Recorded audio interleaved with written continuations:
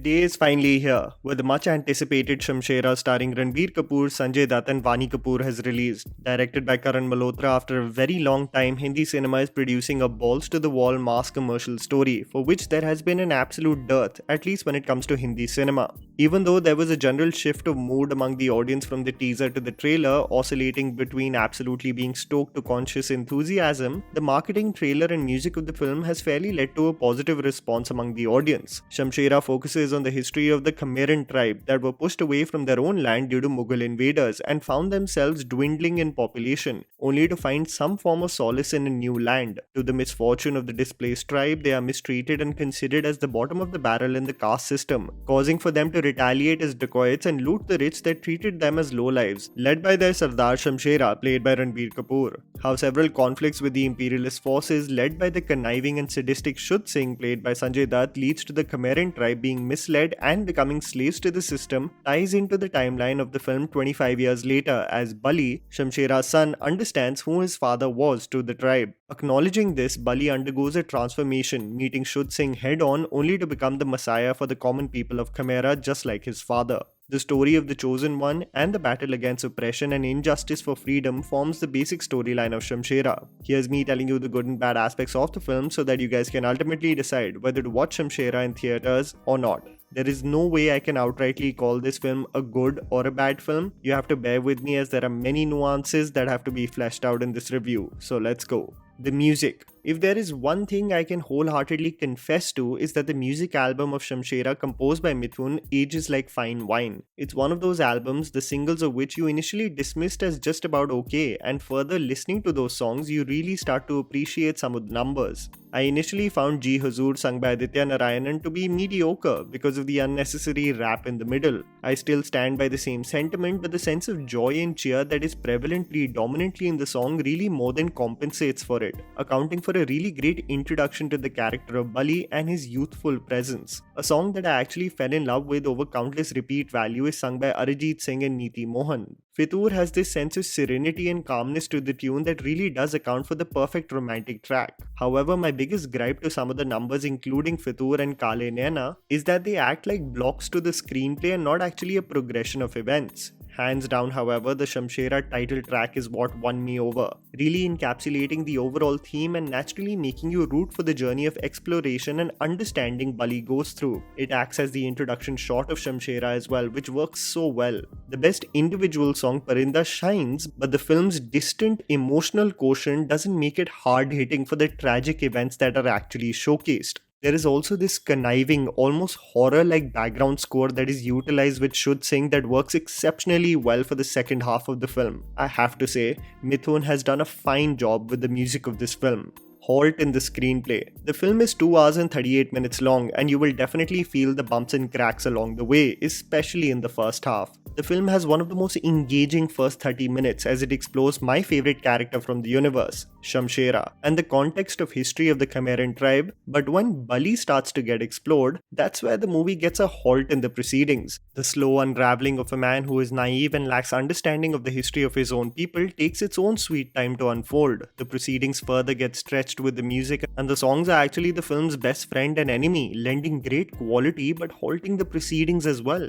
This is momentary, but something that you will definitely feel in Bali's journey of discovering his origin story and the moment all hope seems to be lost as Parinda plays in the background in the second half. Cinematography and action set pieces. We often talk about how Hindi cinema lacks the conviction of mass commercial cinema that is essentially needed when movies are presented on such a scale, but what I can surely tell you is that Karan Malhotra is a rare breed regarding the same, because he has made this film solely for a theatrical viewing. There is no way this film has the same impact on an OTT platform. The production design by Sumit Basu and the cinematography by Ane Goswami, the absolute scale in which this film is presented, the frames are actually something to marvel at. The action set pieces will definitely thoroughly engage you. Some of my favorites include Shamshera wielding his axe in the jungle against the British army, the one-on-one face-off of Bali with the British officer as he trash talks him into oblivion, the final sequence as Bali faces off with Shud Singh, accounting for a great callback to what happened in the first half. This is further enhanced with Mithun's background score that really elevates the quality of the action set pieces. You remember looking at the first look of the train sequence and thinking that this might be really over the top? that sequence really accounts for the most well-choreographed moment from the film. Vaani Kapoor and the purpose. Let's not kid ourselves by overstating what the purpose of Vaani Kapoor in this film is. She is a dancer who performs at shows for the rich and influential. Vaani dances brilliantly and is adept in her role, but I would be lying to you if I said that her character has a purpose beyond an individual that just needs rescuing. She acts as a decoy for various loots that are executed by Bali, and she is utilized as bait several times to lure Bali. She looks magnificent, dances extremely well, which many people will not give her credit for. But in the grand scheme of things, you're not entirely sold on the union between her and Bali, and let's be frank. Her purpose is as important and another addition to women in the mass commercial space. The story is of the Cameron's want for freedom and a destiny to be fulfilled by a son. Vaani is just a very small part of that journey.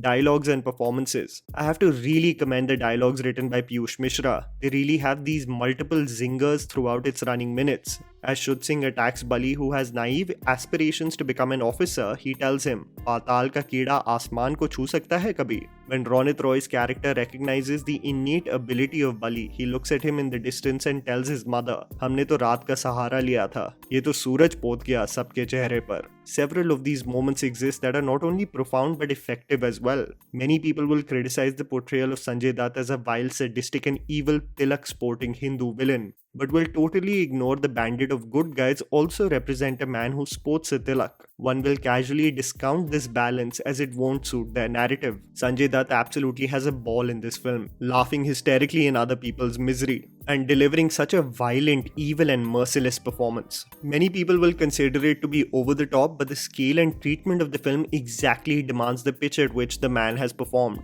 Ranbir Kapoor literally gives his heart and soul to the film, and like every other project, shines as a performer. His brooding presence as Shamshera was my absolute favorite, and we weren't lying when we looked at the teaser and said that this is insane. But the character arc of Bali from a naive and unaware to determined and resolute individual is something to marvel at. Both externally and internally, Ranbir hones in on both the characters, as was evident with the trailer. Lack of emotional depth. The biggest demerit of the film is that it lacks in emotional depth, and while it introduces several characters who joins Bali's motley crew of dacoits, you're not emotionally invested in those characters to really root and fear for their loss. These include characters played by Saurabh Shukla or even the mentor played by Ronit Roy. The essential core of the film is the connection between Bali and Shamshera, and this is where the film really lacks in creating that thread. The reason for the brilliance of a film like Agnipath and why it's celebrated is because of Vijay's brewing anger and want to avenge the wrongdoings against his father. This was communicated through every beat of the screenplay. However, the thread that ties Bali to the Camerons really is loose, really not emotionally gripping you the same way as a film of a bond between a father and the fate that will be completed by his son. This movie is in no way a Thugs of Hindustan. The comparison itself is offensive to the creators of Shamshera, as this product is far superior than that. But sadly, I have to confess that this film is not a home run. I don't know exactly what will be the box office fate of this film, but the effort and vision is clear. It just sadly does not hit the bullseye in being a full paisa vasool experience. A film titled Shamshera, I actually think a scenario where the movie only focused on the storyline of the father, played by the way again brilliantly by Ranbir Kapoor, would have been way more impactful than the loose end that connected the two generations. And that was the video, guys. Write it down in the comments below what you thought about Shamshera. Please don't forget to follow me on Instagram, the handle's right in front of you. Follow me at JammyPants4. Also, please support us by smashing the like button and subscribing to our channel for weekly content ahead. Thank you for watching.